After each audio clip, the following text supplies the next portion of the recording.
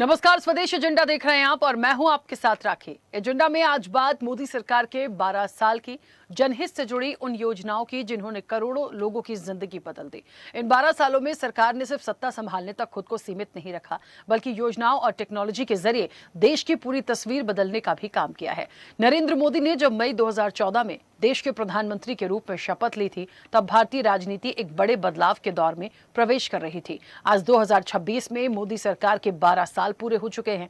मोदी सरकार की सबसे बड़ी पहचान उन योजनाओं को माना जाता है जिन्होंने सीधे आम लोगों की जिंदगी पर असर डाला है। गांव की रसोई से लेकर शहर के अस्पतालों तक और बैंक खाते से लेकर डिजिटल भुगतान तक, इन योजनाओं ने लास्ट माइल डिलीवरी और डायरेक्ट बेनिफिट ट्रांसफर को मजबूत किया है। आज मोदी सरकार के उन तमाम बड़ी योजनाओं पर हम विस्तार से चर्चा करेंगे और जानेंगे कि असल में जनता को इसका कितना लाभ मिला है। उससे पहले देखिए ये रिपोर्ट।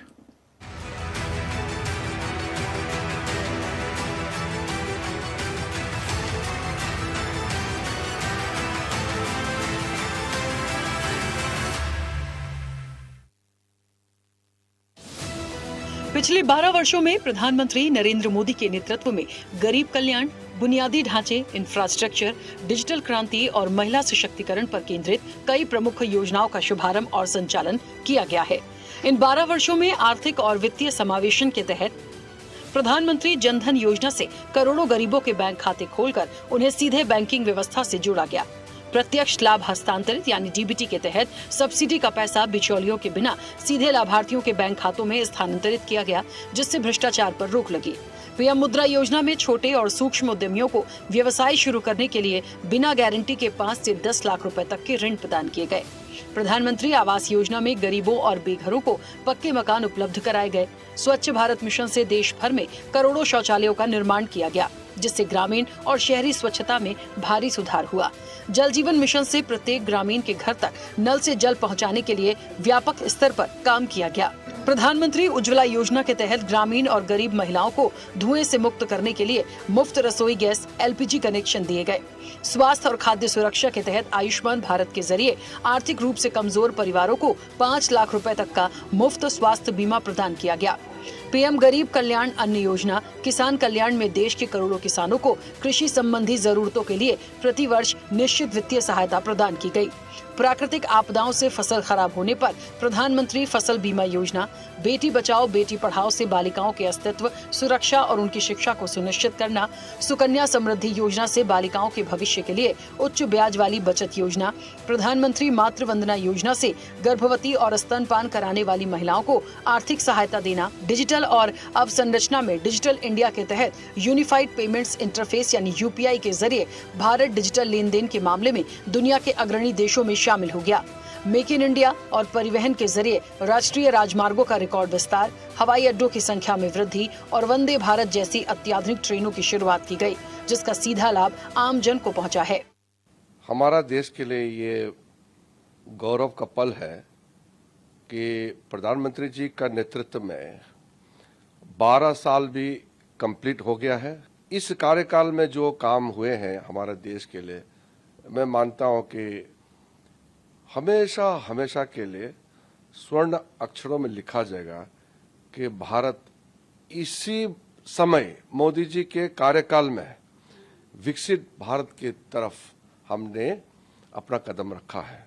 आज के दिवस पे प्रधानमंत्री जी भारतवर्ष के सबसे लंबे प्रजातांत्रिक प्रणाली से चुने हुए प्रधानमंत्री के रूप में स्थापित हो चुके हैं। तो अभूतपूर्व स्थिरता, ये 12 वर्ष के कार्यकाल ने भारत की दिशा, भारत की स्थिति और भारत की वैश्विक स्तर पर भारत की प्रमुखता को नई ऊंचाई तक पहुंचाई। 12 सालों का सफर किसी चुनौती से कम नहीं रहा। चुनौती योजनाओं के क्रियान्वयन की, लोगों तक सुविधा पहुंचाने की और विपक्ष के तीखे वार पर पलटवार की भी। बीजेपी इन 12 साल के सफर पर इन योजनाओं को बड़ी उपलब्धि मान रही है, तो विपक्ष ने निशाना साधा है। देश का नौजवान बर्बाद हो गया, किसान की रीढ़ तोड़ दी। लोगों को आप कह रहे हो कि हम विकसित भारत बनाएंगे। 80 करोड़ लोग, जिस देश के अंदर 140 करोड़ में से राशन सरकार देने का काम कर रही हो, तो कौन से विकसित भारत का सपना आप देख रहे हैं? आपने सबको घर का वादा किया था, क्या सबके घरों पर छत आ गई? 2022 में वादा किया था आपने कि 2022 में सबके घर पर छत होगी, अब 2026 आ गया। अभी तो जो सरकार है वो अपने मुंह मियां मुट्ठू होती है, ये दावे तो बाद में। अब सारे दावे जब सरकार बदलती है तब पता चलता है, जब आप हटेंगे तब पता चलेगा कि कहाँ कहाँ आपने क्या क्या किया है। बहरहाल 12 साल के सफर के साथ विकसित भारत 2047 का संकल्प लेकर चल रही भारतीय जनता पार्टी का जनाधार लगातार बढ़ रहा है।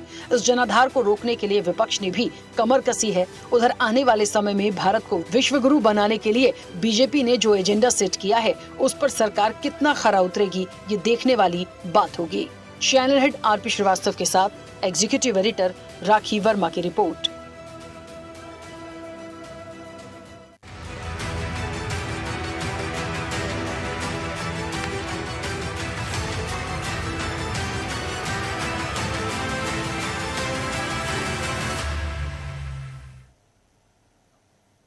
चलिए, तो पीएम मोदी के 12 साल हुए हैं और सबसे बड़ी बात है, जितनी भी जन कल्याणकारी योजनाएं हैं उन्होंने कमाल किया है।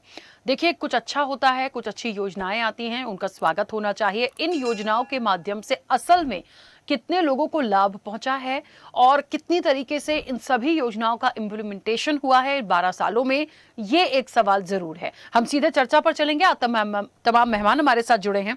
सबसे पहले आपका परिचय करा दें। भारतीय जनता पार्टी का पक्ष रखेंगे तपोष पाल। तपोष जी, बहुत स्वागत चर्चा में जुड़ने के लिए। कांग्रेस का पक्ष रखेंगे कुंडरू पुष्पलीला। कुंडरू पुष्पलीला मैम, आपका भी बहुत स्वागत है। समाजवादी पार्टी का पक्ष रखेंगे डीपी यादव।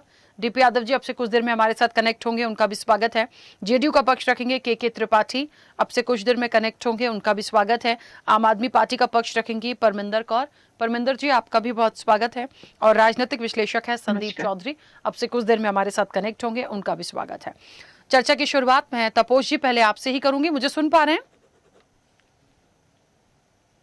जी जी, सुन पा रहा हूँ। तपोष जी, देखिए 12 साल, और जाहिर तौर पे 12 साल का ये जो सफर है किसी चुनौती से कम नहीं था। खास तौर पे विपक्ष ने जिन चीजों पर बात उठाई, सवाल उठाए, कई सारी योजनाएं ऐसी लाई गई हैं जो आम जन से सीधे जुड़ी होती हैं, और आम जन से जुड़ी हुई योजनाओं पर यदि काम होता है तो उसका बिल्कुल स्वागत किया जाना चाहिए। सवाल सिर्फ इस बात का है, इन 12 सालों में हम ये नहीं कहेंगे कि योजनाएं अच्छी नहीं थी या योजनाओं पर काम करने की कोशिश नहीं गई या विकास नहीं किया। बात इसकी नहीं है, बात इस चीज की, जितनी भी योजनाएं आई और ऐसी योजनाएं जो सीधे सीधे जनता से कनेक्ट हैं। असल में जो सवाल उठाए विपक्ष ने कि कितना धरातल पर काम हुआ, तो इसी पर मैं बस थोड़ा सा आगे बढ़ूंगी कि जितनी भी योजनाएं हैं, जो अभी भी काम जिनके तहत हो रहा है, असल में इम्प्लीमेंटेशन देखें तो किस हद तक हम कर पाए। जी, देखिए, देश के यशस्वी प्रधानमंत्री माननीय श्री नरेंद्र मोदी जी के प्रधानमंत्री के रूप में सफलतापूर्वक 12 वर्ष पूर्ण करने और तीसरे कार्यकाल के 2 वर्ष पूर्ण करने पर हार्दिक बधाई एवं शुभकामनाएं आप सभी लोगों को। और आज छठे बड़े मंगलवार है, उसकी भी बहुत बहुत शुभकामनाएं। और भगवान बिरसा मुंडा की आज पुण्यतिथि है, उनको विनम्र श्रद्धांजलि।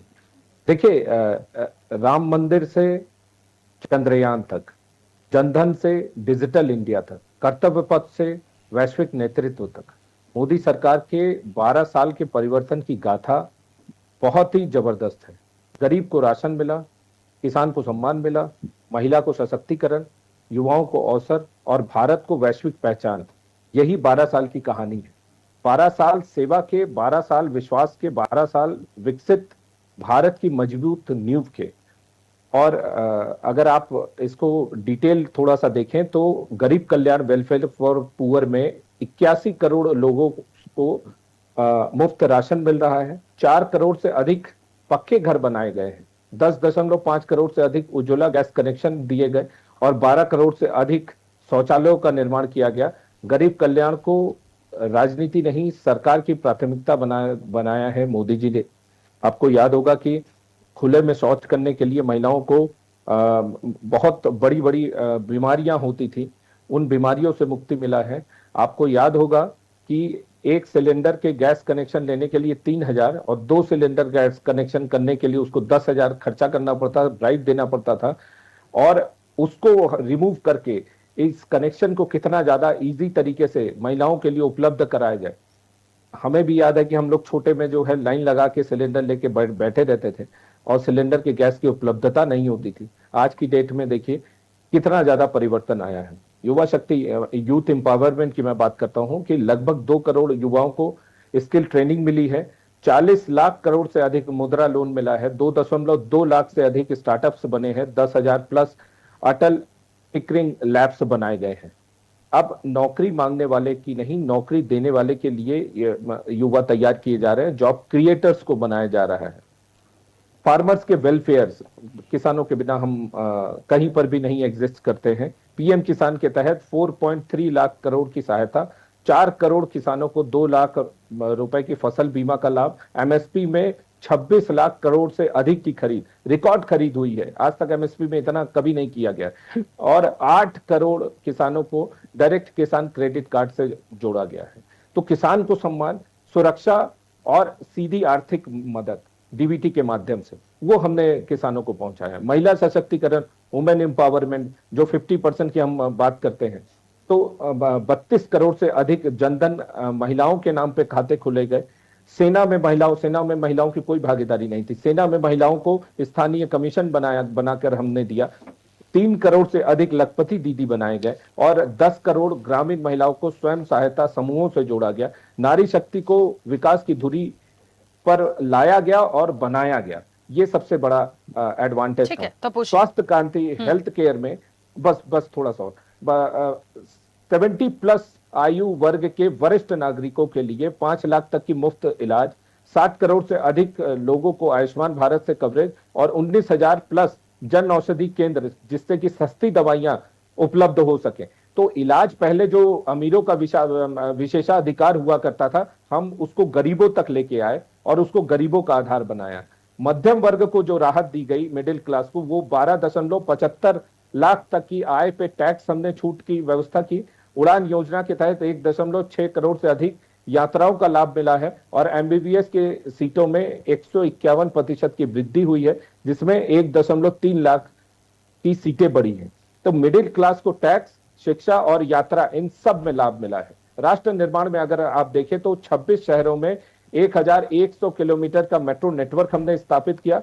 164 वंदे भारत ट्रेन, उसकी स्थापना की बनाई गई, उसको संचालित किया गया।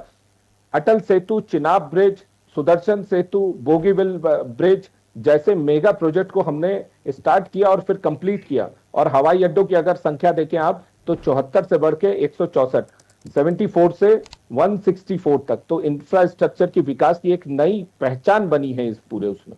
ठीक है, तो अगर आप देखें तो हर जगह पे हमने एक चीज बस लास्ट बता देता हूं, विरासत से विकास की जो यात्रा थी हमारी, उसमें अयोध्या के भव्य राम मंदिर का हमने निर्माण कराया, अब काशी विश्वनाथ की कायाकल्प किया, महाकाल महालोक का विस्तार किया गया और केदारनाथ धाम की पुनर्विकास किया गया। तो ये छोटी उपलब्धि थोड़ी ना है। ठीक है, इसमें हमने कभी भी रेस्ट नहीं किया, हम कंटिन्यूअसली लगे रहे। अगर आप देखिए तो नक्सल मुक्त भारत इस समय हुआ है। ठीक है तपोशी, ठीक है, मैं जल्दी से आऊंगी वापस। ठीक है, और कुंडरू पुष्पलीला मैम मुझे सुन पा रही हैं? मैम अनम्यूट करिए। हाँ, अभी आपकी आवाज आ रही है। मैम कैसे इन 12 सालों को आप देखती हैं? अच्छा, मेरी एक सभी से रिक्वेस्ट है आज, हालांकि बहुत सारी बातों पे तपोश जी ने कहा, लेकिन इन 12 सालों में जो मुख्य रूप से आमजन से जुड़ी योजनाएं हैं, हम सिर्फ उस पर ही बात करेंगे। बाकी सब चीजें ठीक है, विकास करना है, विकसित भारत का संकल्प है, वो एक दूसरा पार्ट होगा कि हम कैसे पहुंचेंगे, लेकिन जो योजनाएं हैं वो कितनी सफल हुई, उनका कितना हमें लाभ मिला, कितना उन लोगों को फायदा मिला, ये सारी चीजों पर हम फोकस्ड होंगे। बस इतना सा एक मेरा रिक्वेस्ट था सभी से कि सब योजनाओं पर बात करें तो बेहतर होगा। हाँ, कुंडरू पुष्पलीला मैम।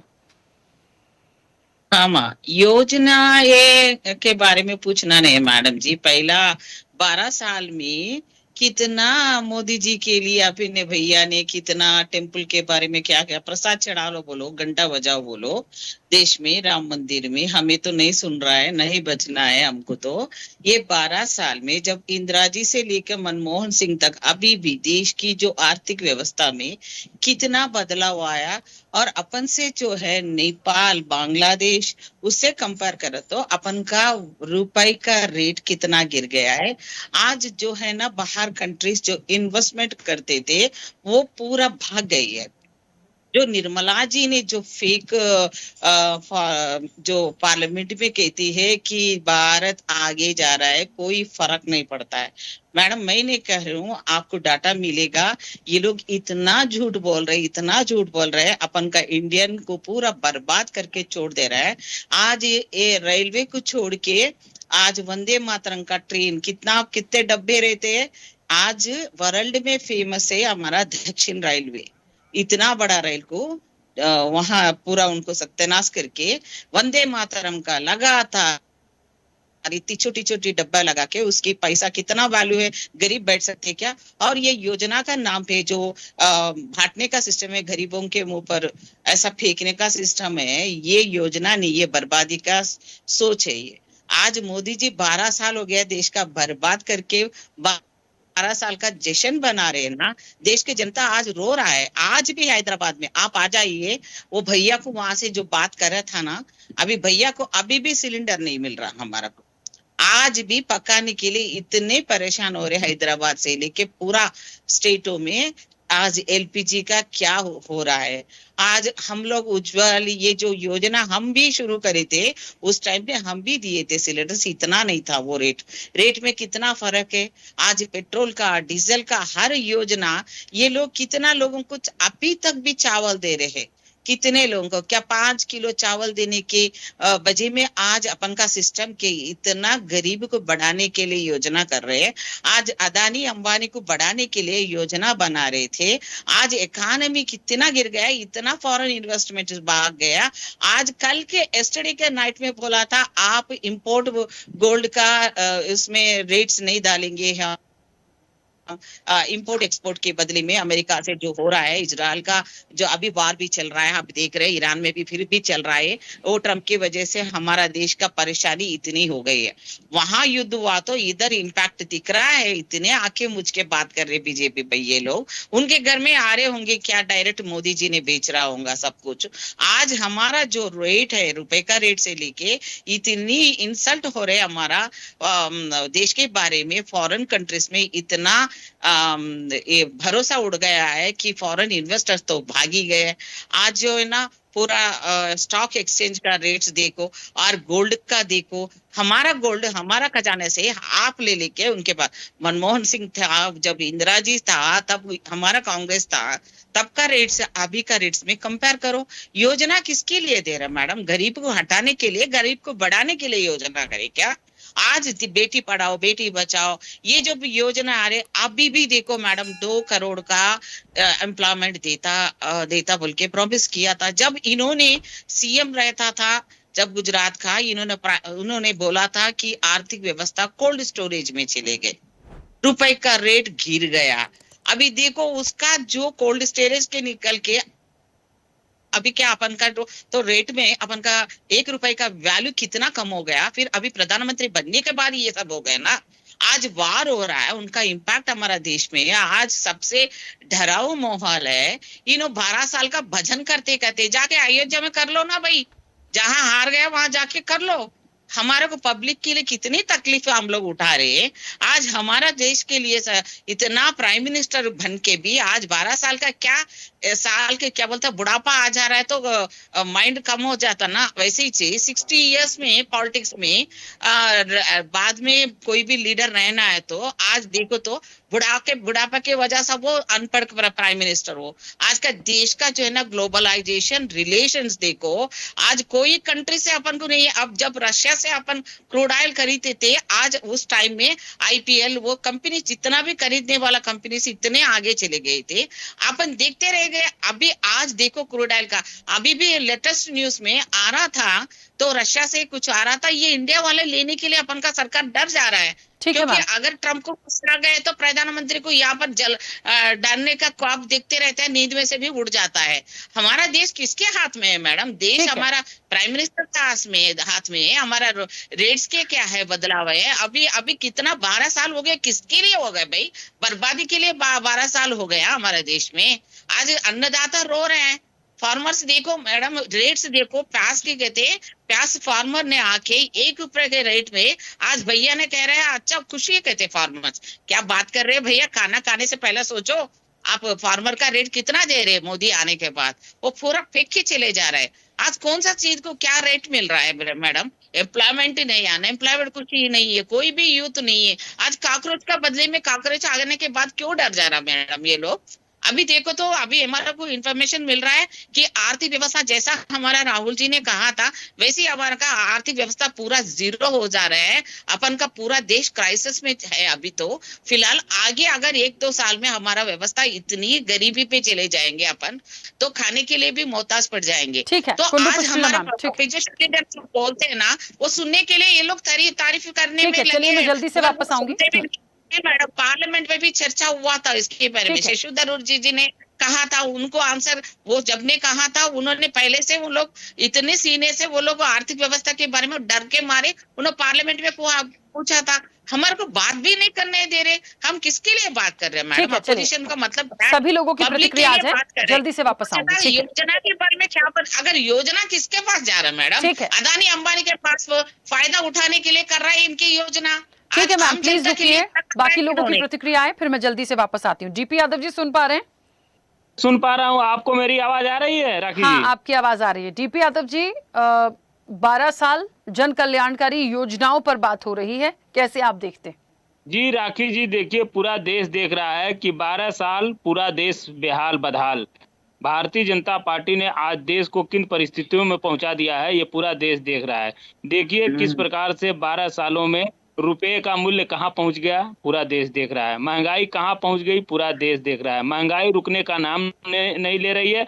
आम आदमी परेशान है, बेहाल है। प्रधानमंत्री जी विदेश यात्राएं करते हैं और एक यात्रा पर एक रात में अभी आरटीआई द्वारा खुलासा हुआ है कि 15.5 करोड़ रुपया प्रधानमंत्री के ऊपर खर्च हुआ है। जेद्दा में गए थे प्रधानमंत्री जी, तो प्रधानमंत्री ने इस देश को किस हालात में ला करके छोड़ दिया है ये पूरा देश देख रहा है। हर इंडेक्स में, चाहे स्वास्थ्य का आपका सूचकांक हो, चाहे शिक्षा का सूचकांक हो, चाहे हैप्पीनेस का, खुशी का सूचकांक हो, हर सूचकांक में देश बदहाल है। राखी जी देखिए हो क्या रहा है इस देश में। प्रधानमंत्री हो, चाहे उत्तर प्रदेश के मुख्यमंत्री योगी आदित्यनाथ हो या इनके अन्य किसी राज्य भारतीय जनता पार्टी के मुख्यमंत्री हो, ये कहीं ना कहीं जो आम जनता से जुड़े हुए मुद्दे हैं, स्वास्थ्य का हो, शिक्षा का हो, कानून व्यवस्था का हो, बेरोजगारी का हो, उससे ध्यान भटकाने के लिए तमाम ऐसी बातें करते हैं जिनका आम जनता से कुछ भी लेना देना नहीं है।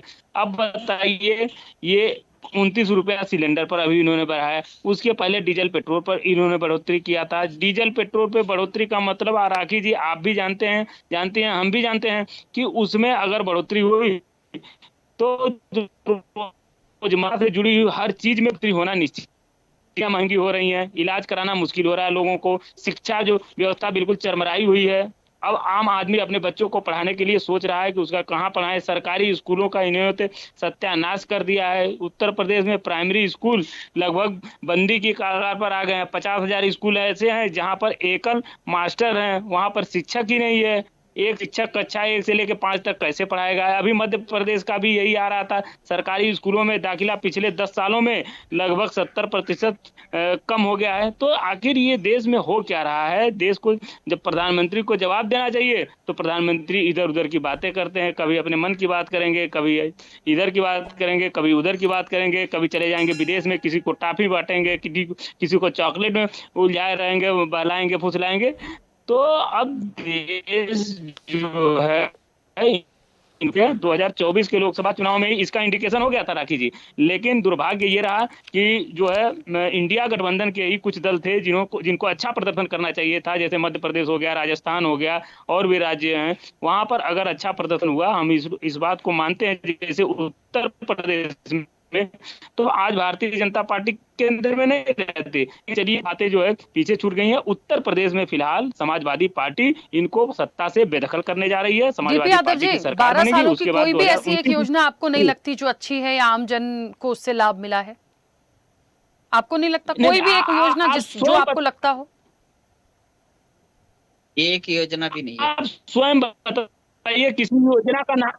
अरे भाई चुप रहिए। किसी एक योजना का नाम बताइए तो मैं उसमें बताऊं कि उस योजना के लूप होल क्या है, उस योजना में कमी। उज्ज्वला योजना को देख लीजिए, 80% सिलेंडरों की रिफिलिंग नहीं हो पा रही है। आज खाली पड़े हुए हैं सिलेंडर, जिसका बड़े जोर शोर से प्रचार प्रसार कर रहे थे। जनधन योजना इन्होंने शुरू किया था, क्या हुआ उस जनधन योजना का? गोद लिया था इन्होंने गाँव को, सारे सांसदों ने इनके। अब पता नहीं वो गोद में ही है कि गोद से विलुप्त हो गए या चलने की कगार पर है, क्या है उसका कोई नाम नहीं लेने वाला। नमामि गंगे परियोजना का अरबों अरबों खरबों रुपए के वारे नारे कर लिए इनके लोगों ने, अपने घर भर लिए। भारतीय जनता पार्टी के जिले जिले में कार्यालय, आलीशान 5 स्टार कार्यालय बन गए। तो कौन सी योजना का मैं नाम लूं, आप बताइए ना, कौन सी योजना इनकी अच्छी रही? चलिए, मुझे ऐसा लग रहा था कि कुछ अच्छा नहीं। आयुष्मान देखिए, योजना है, आयुष्मान योजना का क्या हाल है आप तो जानते हैं। नहीं नहीं नहीं, अच्छा देखिए, हम लोग समाजवादी लोग हैं राखी जी, और अच्छा होता है अपने जो है प्रतिद्वंदी की भी तारीफ करते हैं, और खराब होगा तो हमारे जो लोग हैं, हमारे साथी लोग हैं, हमारे दल के लोग हैं, हम उनकी भी आलोचना करने से नहीं चूकते हैं। अगर ठीक है। हमारे लोग भी अगर खराब प्रदर्शन करें, अभी मैंने बताया, देखिए हम गठबंधन में चुनाव लड़े थे, मैंने आपको बताया अगर मध्य प्रदेश में अच्छा प्रदर्शन किया होता वहां के जो कांग्रेस पार्टी ने, तो आज जो है भारतीय जनता पार्टी केंद्र में थोड़ी न रहती। इसी तरह से अन्य राज्यों में होता। हमने तो उत्तर प्रदेश में अच्छा प्रदर्शन किया, हमारा गठबंधन था कांग्रेस के साथ, इंडिया गठबंधन के साथ चुनाव लड़े थे। अगर इसी तरह से सभी राज्यों में प्रदर्शन हुआ होता तो आप इसका बात को मानेंगी कि केंद्र में सरकार नहीं रहती भारतीय जनता पार्टी की। ठीक है, कोई जी पी योजना यादव नहीं, जी। सिंगल योजना आप ले लीजिए। नोटबंदी इन्होंने किया, नोटबंदी क्या ठीक है डीपी यादव जी, ठीक है, मैं वापस आऊंगी खेल जल्दी है, से। केवल अपने मन से जो है प्रधानमंत्री जी तमाम बातें करती। ठीक है, के त्रिपाठी जी मुझे सुन पा रहे हैं? हाँ, के त्रिपाठी जी, आवाज आ 12 रही? साल और जन कल्याणकारी योजनाओं पर बात। और अब मैं शायद इसको थोड़ा सा आगे बढ़ा दूं कि इस योजनाओं पर सवाल, क्योंकि अभी तक जो विपक्ष बात कर रहा है वो सवाल उठा रहा है योजनाओं पे। उन्हें नहीं लगता कि जितनी भी योजनाएं हैं धरातल पर वो सही और सटीक उतरी हैं। देखिए राखी जी, जनोन्मुख अगर योजनाएं न होती तो लगातार एनडीए जीतता जा रहा है। लगभग 20 वर्षों से बिहार को आपने देखा है, हम बिहार से ज्यादा ताल्लुकात रखते हैं। बिहार में हम माननीय नीतीश कुमार ने लगभग 20 वर्षों से वहां सत्ता में है। अगर वहां पे कुछ काम न किया होता तो जनता सत्ता से बाहर कर देती। उसके बाद आ जाए उत्तर प्रदेश में, 10 साल से उत्तर प्रदेश में एनडीए गवर्नमेंट है, 20 साल से बिहार में है।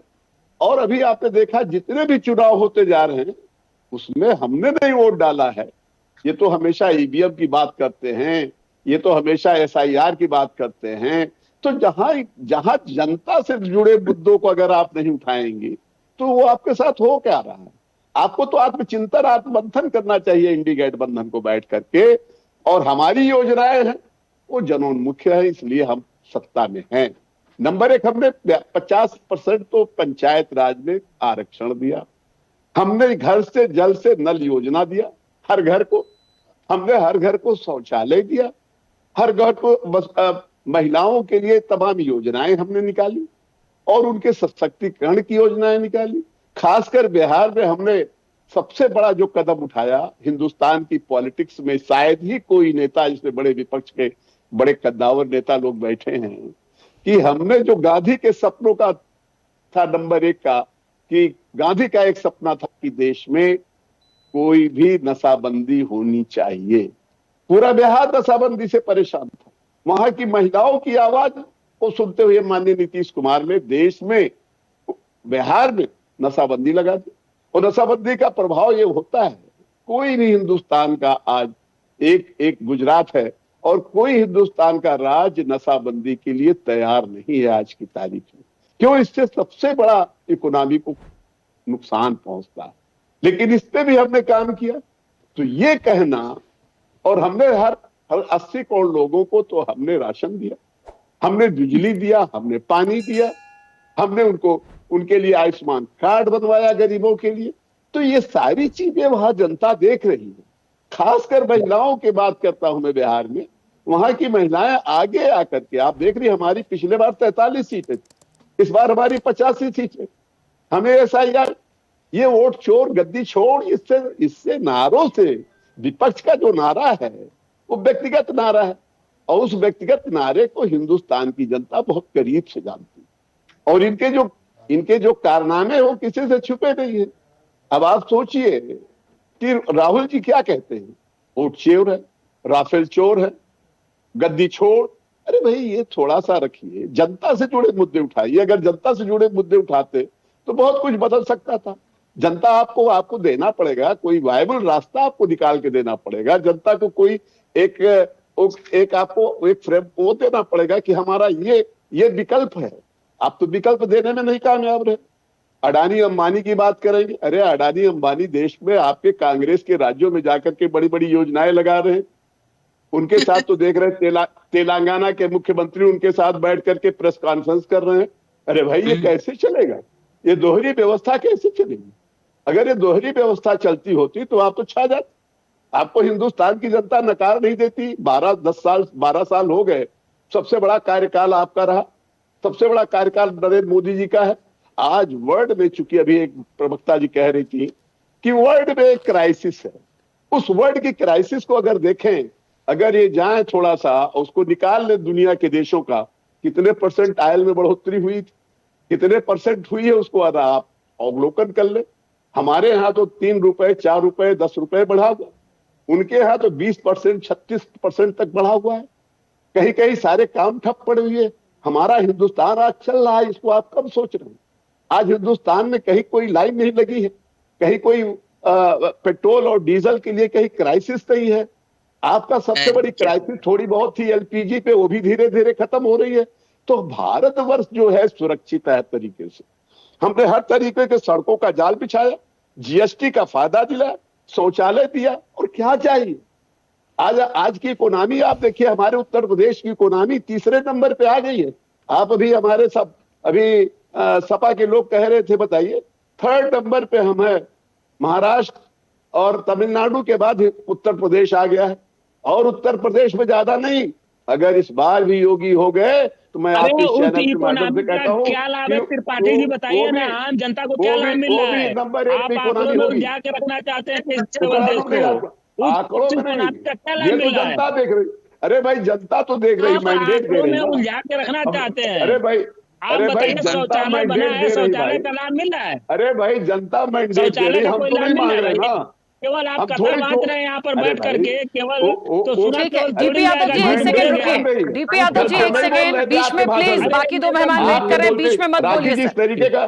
देखिए राखी जी, इस तरीके का बंद कराइए, ये अस्तर विहीन है डिबेट।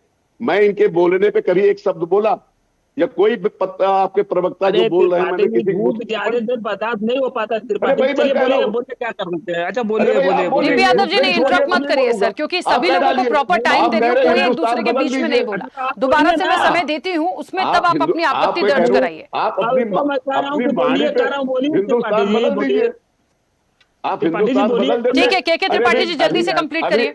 अभी मैं कंप्लीट कर रहा हूँ। अभी 8 राज्यों का चुनाव है, सब जनता जानती है। अरे मैं तो चुनाव जनता तो इस समय कांग्रेस भी जीत रही। फिर डीपी यादव जी, अगर भाई जनता काम करती, अगर जनता को लगेगा कि विपक्ष अच्छा काम दे सकता तो आपको वोट दे देगा। क्या प्रश्न है? हमारे कामों के कारण तो हम जीत रहे हैं। आपने देखा, आपने बंगाल का देखा। ठीक है के त्रिपाठी जी, ठीक है, चलिए बंगाल पे नहीं जा रहे हैं हम। मैं बार बार एक चीज शुरुआत में भी बोल चुकी हूँ, मैं फिर बोल रही हूँ, योजनाओं पर केंद्रित होकर बात करें तो बहुत बेहतर होगा। ये सब चर्चाएं तो अमूमन रोज ही हो जाती हैं सर। यदि पक्ष विपक्ष को अपना ही पक्ष रखना है कि एक को सिर्फ तारीफ करनी, एक को बुराई करनी, तो ये अमूमन रोज की चर्चाओं में होता है। योजनाओं पे बात कर लें, 12 साल हुए हैं, कितने अच्छे हैं, कौन सी योजनाएं नहीं प्रॉपर धरातल पर उतर पाई, हम उस पर आ जाए। परमिंदर जी मुझे सुन पा रही है? ठीक है, मेरी आवाज आ पा रही है? हाँ, परमिंदर जी मैं सुन पा रही हूँ। मैम आप कैसे देखती हैं इन 12 सालों को, और जितनी भी योजनाएं इन 12 सालों में आई हैं, कितनी धरातल पर खरी उतरी हैं, या कहीं आपको ऐसा लगता है कि कुछ अच्छा काम हुआ या बिल्कुल ही नहीं हुआ? राखी जी, मुझे लगता है इस डिबेट का नाम 12 साल बेमिसाल की बजाय 12 साल की बदहाली या 12 साल का हिसाब मांगने वाली बात होनी चाहिए थी। ये जितने भी हमारे भाजपा के प्रवक्ता यहाँ बैठे हुए हैं, लंबी चौड़ी उनके पास लिस्टें हैं। देखिए, ये सरकार ने काम बहुत अच्छा किया है, इस तरह कि इनकी स्कीमों का नाम बहुत अच्छा है, करोड़ों का आवंटन होता है इन स्कीमों के नाम पर जब ये इन स्कीम्स की आप जमीनी हकीकत पर जाएंगे तो देखेंगे कितना खोखलापन है इनके दावों पे। सबसे पहले अगर आपने उज्ज्वला योजना की बात की, उज्ज्वला योजना में पहले 12 सिलेंडर सब्सिडाइज रेट में देने का प्रावधान था, उसको कम करके 9 सिलेंडर कर दिया गया। आज की डेट में उसका प्रावधान 4 सिलेंडर का है कि नहीं, अब रूरल एरियाज में जरूरत नहीं है इतने सिलेंडर्स की, इसलिए नहीं होगा। आपने शौचालयों की बात की, मैं आप भोपाल में आ जाइए, मैं भोपाल से बात कर रही हूँ। यहाँ मैं आपको भोपाल के झुग्गी झोपड़ियों में बने शौचालयों पर ले जाऊंगी। इतनी गंदगी, पानी है नहीं। तो आप इनकी अगर सारी स्कीम्स को एक एक करके देखिए, आज अगर युवाओं की बात करते हैं, ना ही हमारे यहाँ शिक्षा, ना ही जो एग्जामिनेशन है उस पर लोग बच्चों का विश्वास रहा है। पहले तो ये शिक्षा की क्वालिटी कम है, एग्जाम्स नहीं होते, पेपर्स लीक हो जाते हैं, डिग्रियां हाथ में हो तो नौकरियां नहीं मिलती। तो ये सरकार दावा किस बात करती? देखिए, जब अगर किसी देश की आपको वास्तविक देखना है कितनी प्रगति हुई है, तो ये जो चमचमाती इमारतें हैं, ये कोई गवाह नहीं है इस देश की प्रगति का। गवाह अगर हमारे यहाँ, हमारे देश में सबसे कमजोर वर्ग को किस तरह की सुविधाएं दी जा रही है और उनके साथ सलूक कैसा हो रहा है, यह तय करेगा कि हमारे देश ने प्रगति की है कि नहीं की है। तो अगर देखेंगे तो इस सरकार ने 12 सालों में गरीबी तो नहीं कम की, पर गरीबों को अदृश्य जरूर कर दिया है। इनका आंकड़ों के साथ खेलना, इनका जो नैरेटिव बिल्ड होता है, अगर बड़ी इनको बहुत इस बात का गर्व है कि हमारे इंटरनेशनल मार्केट में, ग्लोबल हाई टेबल में हमने अपनी जगह बनाई है, तो सच्चाई देखिए, क्या किसी को कभी भी जिंदगी में ये याद होगा कि हवाई जहाज में पैरों में बेड़ियां पहनाकर अमेरिका ने, जिसको ये कहते थे कि हमारा बहुत अच्छा सहयोगी है, हमारे भारतीयों को वापस भेजा? इतनी बेइज्जती हमारी कभी हमारे देश की इंटरनेशनल मार्केट में नहीं हुई जितनी है। और ये जीडीपी ग्रोथ की बात करते हैं, अगर आप वर्ल्ड बैंक में देखें, सबसे बड़ा लेनदार आज की डेट में वर्ल्ड बैंक में सबसे ऊंचा नाम है इंडिया का। आप बेरोजगारी की बात करें, आप गरीबी की बात करें, आप इनइक्वालिटी की बात करें, आप अर्बन डेवलपमेंट की बात करें, आप गिरते रुपए की वैल्यू की बात करें, आप क्वालिटी ऑफ लाइफ की बात करें, हर जगह देखिए। और जब ये बड़े गर्व से कहते हैं कि हम तो इलेक्शन जीत रहे हैं, लोग हमें वोट दे रहे हैं, भाई अगर आप इलेक्शन ईमानदारी से करें, आपको पार्टियां तोड़ने की क्या जरूरत है? अगर आप इतना अच्छा काम कर रहे हैं, आपकी योजनाएं इतनी अच्छी हैं, लोग आपको चाह रहे हैं, तो बेचैनी किस चीज की है? कहीं आम आदमी पार्टी तोड़ दी, कहीं टीएमसी तोड़ दी, कहीं शिवसेना को तोड़ दिया। मतलब अगर आप इतने सशक्त हैं, अच्छा काम कर रहे हैं, तो अपने पर विश्वास रखिए। आपको इन पार्टियों से खरीद फरोख्त, देखिए, अगर क्रिकेट मैच देखने बैठ जाएं और क्रिकेट मैच में एम्पायर ही इम्पार्शियल ना हो, तो क्रिकेट मैच देखने का मजा आएगा। तो आप इलेक्शंस की बात करें, भाई हम बिहार में जीत गए, हम बंगाल में जीत गए, हम मध्य प्रदेश में जीत गए, मध्य प्रदेश की भी सरकार अपने गिराई थी। देखिए, जो भी लोकतांत्रिक संस्थाएं हैं, जो लोकतंत्र को ये तय करती हैं कि ये अच्छे से चले, उन्हीं सारी लोकतांत्रिक संस्थाओं का बुरी तरह से इनको इम्पार्शियलिटी खत्म कर दी गई है। लोगों को डरा के, धमका के, ये एक अजीब सा ये माहौल पूरे प्रदेश में, पूरे देश में पैदा हो चुका है। और जितने इनके दावे हैं, दावों में और हकीकत में बहुत फर्क है। तो मैं ऐसा मानती हूं कि ये आज सभी न्यूज़पेपर्स में, पूरे न्यूज़पेपर्स की फ्रंट लाइंस और फ्रंट पेजेस भरे हुए इनकी उपलब्धियों से। आप जमीन पे चले जाइए तो इनकी उपलब्धियों का पूरा दूध का दूध और पानी का पानी हो जाएगा। तो अगर एक एक करके आप मुझे अभी कभी बात हो, तो हम सारी इनकी, आप भोपाल में इनकी स्मार्ट सिटीज प्रोजेक्ट्स देख लीजिए, कौन सी सिटी स्मार्ट हो गई, क्या इनकी उपलब्धियां हैं, कितने पेड़ काट दिए, कितना। हाँ, इनके ये है कि इनके साथ जो लोग जुड़े हुए हैं वो जरूर पैसे वाले हो गए हैं, वो बहुत स्मार्ट है। और अगर सत्ता का केंद्रीकरण देख लिया आज की डेट में, अगर आप देखें किन नेताओं के नाम आप जानते हैं, जब तक ये नीट का घोटाला नहीं था, हमें तो अपने एजुकेशन मिनिस्टर के बच्चों को नाम नहीं पता था। दो नेता और 2 व्यवसायी पूरे देश को चला रहे हैं, और पारदर्शिता की टोटल कमी है। पीएमओ और कुछ चुनिंदा ऑफिशियल्स देश के सारे डिसीजन ले रहे हैं, राज्य सरकारें और उनका बाकी सभी नेताओं का एक रोल जो है वो गौण हो गया। ये लोकतांत्रिक प्रक्रिया की बिल्कुल सही नहीं है। अगर आप देखिए अपना मीडिया, वो कॉम्प्रोमाइज्ड है सब कुछ। अगर आज तो जुडिशरी पे भी सवाल उठ रहा है, तो अगर ये कहते हैं कि हमने ये कर दिया, आपने लोकतंत्र की धज्जियां उड़ा दी है, भाई उसका कौन जवाब देगा?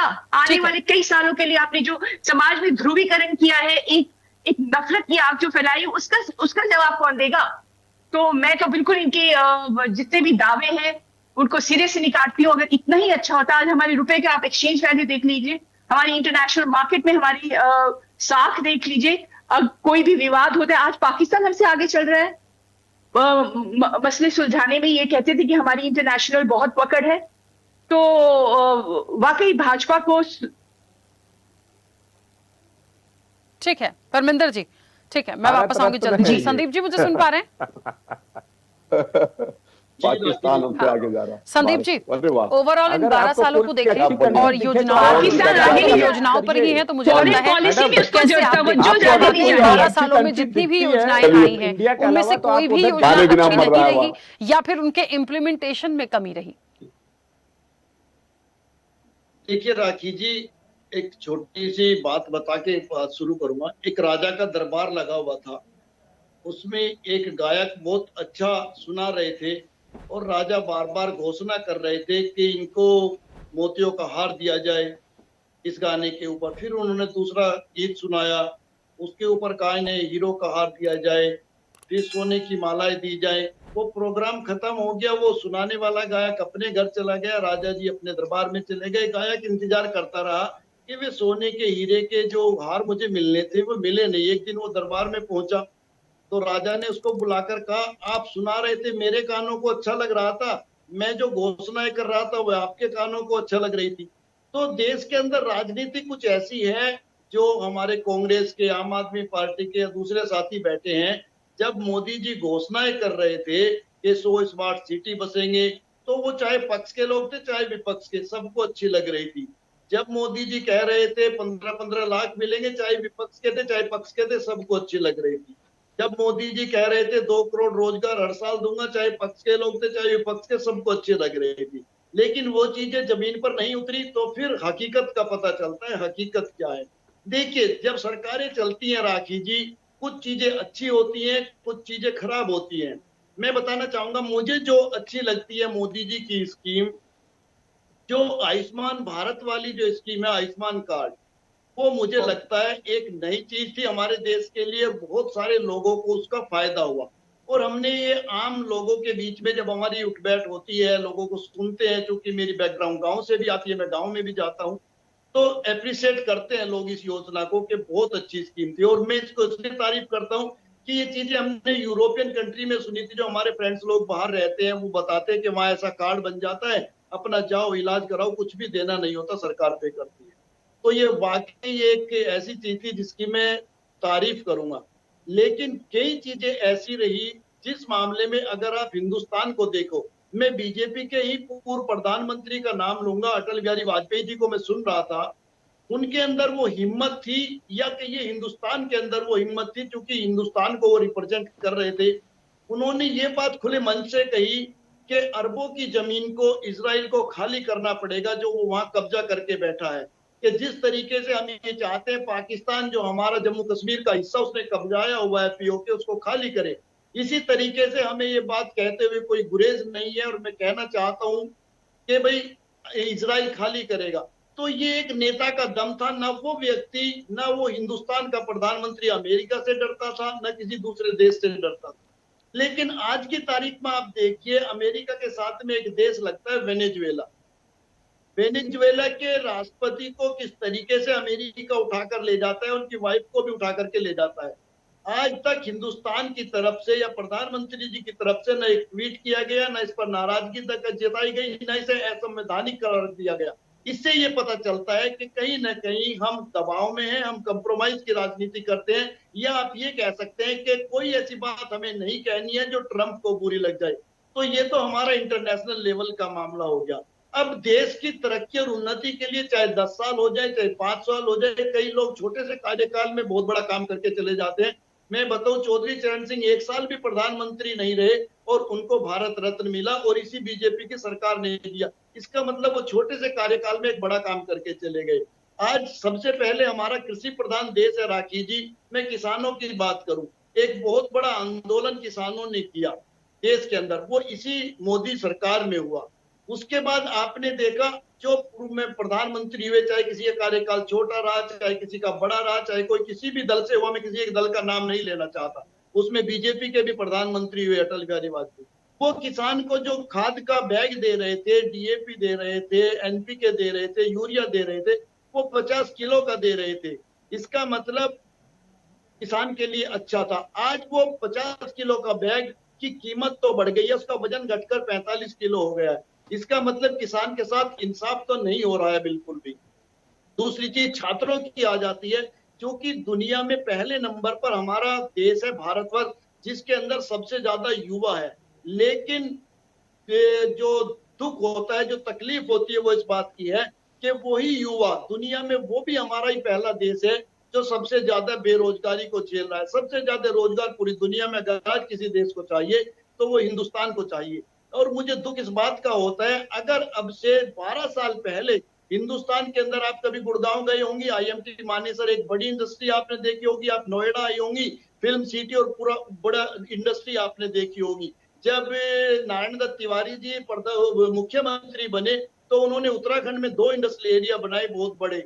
इसी तरीके से आपने हैदराबाद की इंडस्ट्री देखी होगी, आपने बेंगलोर की इंडस्ट्री देखी होगी, आपने चेन्नई की इंडस्ट्री देखी होगी। तो ऐसी क्या वजह है, जो पूर्व के लोग तो इंडस्ट्री डेवलप कर गए हमारे देश के अंदर, रोजगार जनरेट करने की व्यवस्था हमें दे गए, फिर जब हम पूरी दुनिया में घूम लिए और हम दुनिया के सबसे बड़े सीने वाले, कितने 96 इंच का या 56 इंच का सीने वाले प्रधानमंत्री देश को मिले, आखिर क्या वजह, हम एक भी इंडस्ट्रियल एरिया डेवलप नहीं कर पाए जहां पर 100, 200, 500 कंपनियां खड़ी कर देते और लोगों को रोजगार मिलता। रही बात चुनाव जीतने की, देखिए चुनाव जीतना एक बिल्कुल अलग प्रक्रिया है। मैं आपको बताऊं, उत्तर कोरिया में चुनाव होते हैं, सारी सीटें किम जोंग जीत जाता है। रसिया के अंदर चुनाव होते हैं, रसिया लगातार कमजोर होता चला जा रहा है, दुनिया में हाशिए पर पड़ा है, लेकिन चुनाव पुतिन ही जीत जाता है। तो चुनाव जीतने की जो समीकरण है वो खाली जरूरी नहीं कि वोटिंग पैटर्न से हो। जब अंग्रेज हमारे देश में थे तो कोर्ट कचहरी भी थे। आप बताइए, भगत सिंह को फांसी होनी चाहिए थी या नहीं होनी चाहिए थी? और उसमें जो जज थे फांसी देने वाले, वो हिंदुस्तानी व्यक्ति बैठे हुए थे। तो बहुत सारी चीजें हैं व्यवस्था को लेकर के, जुडिशरी को भी घेरा जा सकता है, चुनावी व्यवस्था को भी घेरा जा सकता है, चुनाव आयोग को भी घेरा जा सकता है, चुनाव आयुक्त को भी घेरा जा सकता है, अनिल मसीह जैसे लोगों को भी पकड़ा जा सकता है। जहां आम आदमी पार्टी चुनाव जीत रही थी और बीजेपी को एक अकेले व्यक्ति ने चुनाव जिता दिया था, तो चुनाव की बात करना मुझे लगता है आज के दौर में बेमानी हो। ठीक है, चलिए, क्योंकि समय भी हो गया है, आप में से जो भी बहुत जल्दी से अपनी बात रखना चाहते हैं जल्दी जल्दी से बोलिए। हाँ तपोज जी, पहले आप बोलिए। हाँ देखिए, मैं इनकी शासनकाल की मैं बात बता दूं, इनकी क्या हालत थी। इनके 2 प्रधानमंत्री मार दिए गए। इनके राज्य में जो है, इनका जब शासन था इमरजेंसी लगाया गया, 2 और 3 मुख्यमंत्री मार दिए गए। मतलब आपके इमरजेंसी है तपोज जी, नहीं, एक त्रिपाठी जी, आज घोषित इमरजेंसी है, देश में आपातकाल लागू है आज। अब देखिए, हमने किसी को डाला नहीं है जेल में। 1 लाख लोग एक रात में चले गए। 1 लाख सब लोग बोलेंगे तो क्या होगा? वरिष्ठ पत्रकार बताएंगे, मैं बैठे बोल हुए, लूं, उसके बाद फिर आप बोल लीजिएगा जो बोलना हो।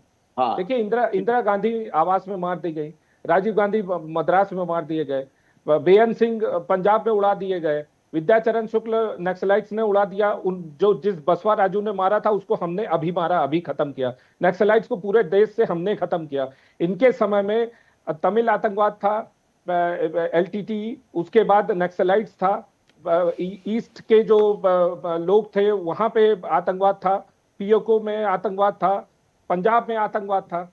हमारे आने के बाद हमने कितना रिमूव किया और कितना लॉ एंड ऑर्डर को दुरुस्त किया, किस तरीके से हमने किया। इनके समय में हमेशा बम विस्फोट होते रहते थे, इसीलिए तो 10वें स्थान पे ये थे। कोई निवेशक उतना ग्रो नहीं कर पाता था, उसके पैसे नहीं बढ़ते थे।